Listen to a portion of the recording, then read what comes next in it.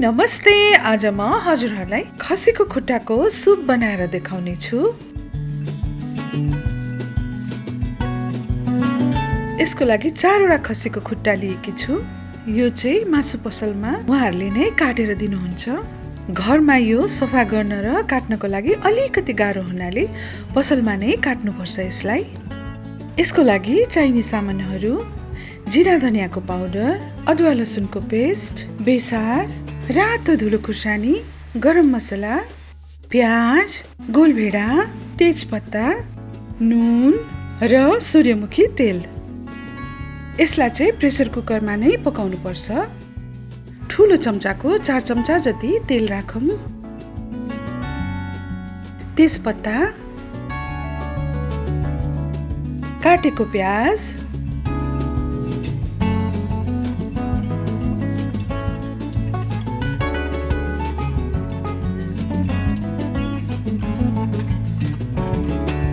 प्याज हल्का रातो भएपछि मासु राखौं।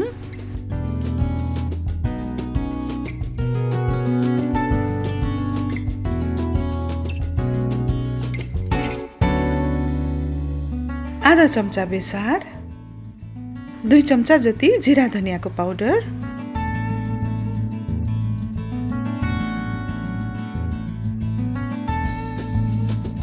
एकछिन फ्राई गरेपछि टमाटर राखौं। 2 चम्चा जति नुन,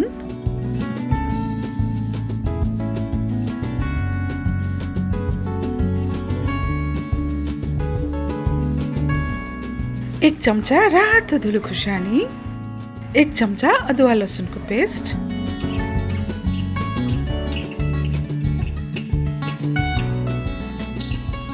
अब मासु डुब्ने गरी पानी राखौं।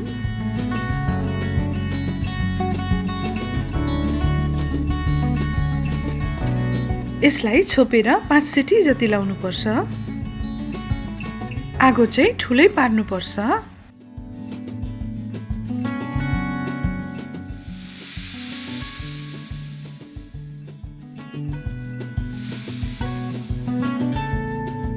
यसलाई लगभग 5-6 सिटी लाउनु होला।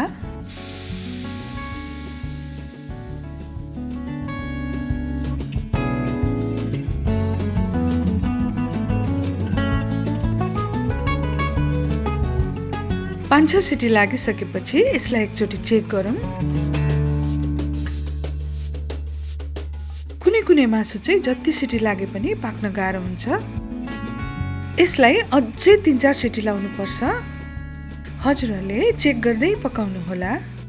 यो खसीको खुट्टालाई चाहिँ मजाले नै पकाउनु पर्छ, किनभने यसको मासु भन्दा पनि सुप खानको लागि हो।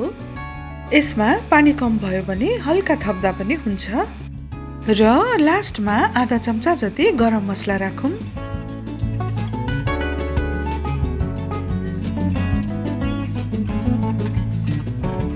अब खसीको खुट्टाको सुप तयार भयो। हजुरहरूले पनि बनाएर खानुहोला। हजुरहरूलाई मेरो रेसिपी मन पर्यो भने लाइक बटन दाबिदिनु होला र रातो कलरको सब्स्क्राइब बटन पनि दाबिदिनु होला। Bye bye, have a nice time.